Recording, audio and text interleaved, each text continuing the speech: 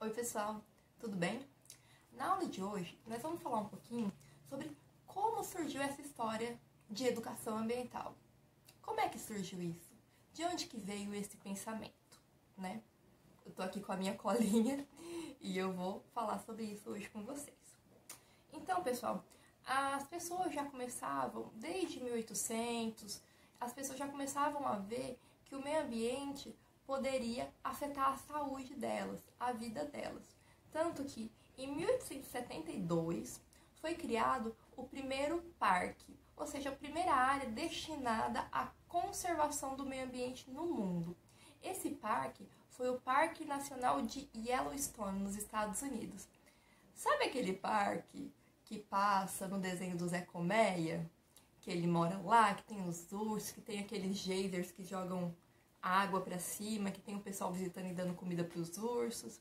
Então, esse foi o primeiro parque criado e ele visava preservar aquele local e também preservar os ursos que moravam lá, incluindo o Zé Colmeia, né? Então, esse foi o primeiro pensamento de conservação do meio ambiente.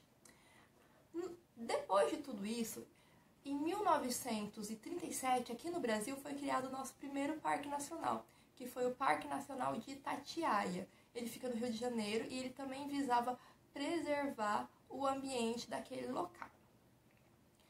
Mas as pessoas realmente começaram a se preocupar com o meio ambiente e como que isso afetava a nossa saúde foi só na década de 60. Em 1960, uma pesquisadora chamada Rachel Carson, ela publicou um livro chamado Primavera Silenciosa. Nesse livro, ela relatava como que os pesticidas, aqueles produtos venenosos colocados nas plantas, poderiam chegar até a população humana. E ela até chegou a mostrar que algumas aves estavam contaminadas com este pesticida. E do mesmo jeito que essas aves estavam contaminadas, a população humana também poderia vir a se contaminar. Essa foi a primeira grande publicação relacionada ao meio ambiente, mas infelizmente não deram ouvido para ela.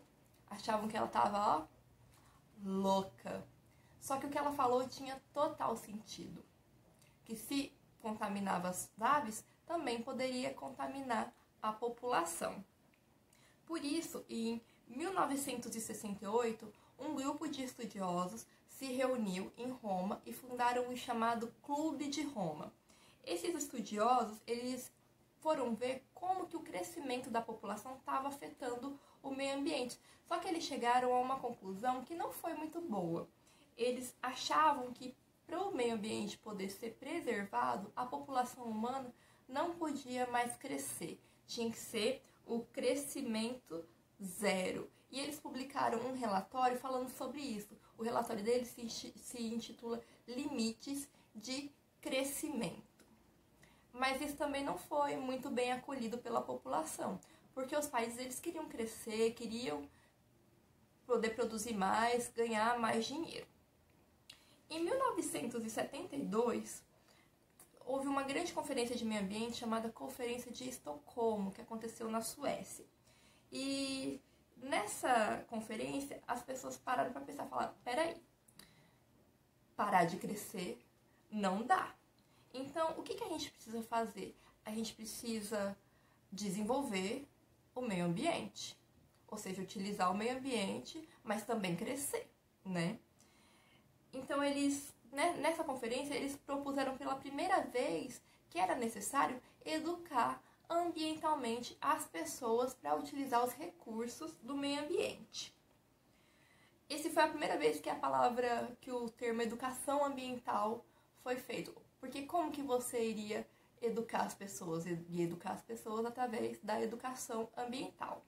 Para isso, em 1975, foi feito um grande encontro internacional de educação de educação ambiental na cidade de Belgrado. E nesse encontro eles queriam dizer como se fazer educação ambiental para preservar o meio ambiente, mas ao mesmo tempo continuar utilizando ele. Em 1977, teve uma outra conferência, chamada Conferência de Tbilisi, e nessa conferência eles voltaram a falar sobre educação ambiental. E eles perceberam perceberam que educação ambiental não era só um termo que você falava, vai fazer na escola. Não, eles perceberam que a educação ambiental ela tinha que ser transformadora, ela tinha que mudar o pensamento das pessoas, para as pessoas poderem querer preservar o meio ambiente. Ela tinha que ser transformadora, ela tinha que ser globalizada, tinha que atingir todo mundo. E o que ela fizesse, o que a educação ambiental educasse as pessoas, tinha que ser permanente. Educou uma vez, você tinha que ter isso sempre na cabeça, certo? Em 1987, foi feita uma conferência também, chamada Conferência de Moscou, na Rússia. E nessa conferência, 300 especialistas se reuniram e falavam sobre o que se deve fazer, quais são as dificuldades para se fazer educação ambiental. E eles perceberam que não era só mudar o pensamento das pessoas, era necessário também mudar o comportamento das pessoas. Ou seja, como eu deveria comprar, como eu deveria agir para poder preservar o meio ambiente. Com tudo isso em mente, em 1992 aconteceu a maior conferência de meio ambiente do mundo. Essa conferência foi chamada de Eco 92, porque aconteceu em 1992, e ela foi feita na cidade do Rio de Janeiro. Ela foi uma conferência feita pela Organização das Nações Unidas e visava falar sobre meio ambiente, discutir todas as esferas do meio ambiente.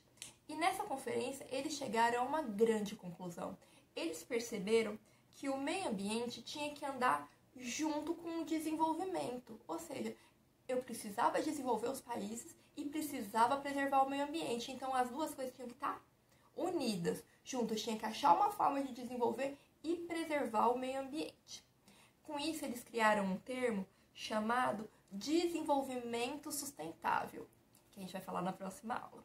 Mas esse desenvolvimento sustentável, ele visava fazer com que você pudesse utilizar os recursos do meio ambiente, mas de forma que eles continuassem disponíveis, que ainda fossem preservados. E eles perceberam que para isso acontecer, você tinha que educar as pessoas, também passava pela educação ambiental. Com isso em mente, aqui no Brasil, em 1999, foi criada a Política Nacional de Educação Ambiental, que foi a nossa primeira lei de educação ambiental. Essa lei, ela falava que a educação ambiental ela tinha que ser feita nas escolas, ou seja, desde criança a gente tinha que aprender sobre educação ambiental, mas que ela também tinha que estar ligada à nossa vida adulta. Ou seja, não é só aprender na escola, a gente também tinha que aprender educação ambiental na nossa vivência, fora da escola. Outras conferências também aconteceram visando melhorar o meio ambiente. Em 2002 aconteceu uma conferência chamada Rio+10, que ela foi 10 anos depois da Eco 92, que ela queria ver se alguma coisa tinha melhorado com relação ao meio ambiente. E eles perceberam que não era só desenvolver, que para desenvolver a gente também tinha que diminuir a pobreza do mundo.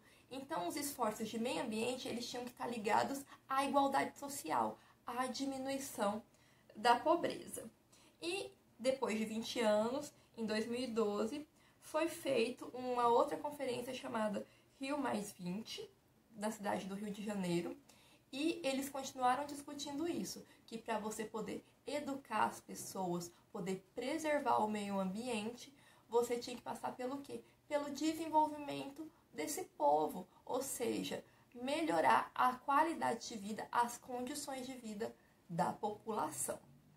E também a gente teve, nesse mesmo ano, o Acordo de Paris, que era um compromisso que os países assinaram para diminuir o aquecimento global, que foi um problema ambiental que a gente já falou na aula passada. Então, pessoal, esse foi o histórico da educação ambiental para a gente chegar até os dias de hoje, onde a educação ambiental ela é feita nas escolas, ela é feita nas empresas, é feita em trilhas, é feita de várias formas. O importante é educar as pessoas para melhorar o meio ambiente. Vejam aí o materialzinho de vocês, tá falando sobre isso e tem uma atividade também valendo nota. Um abraço para vocês, até a próxima aula.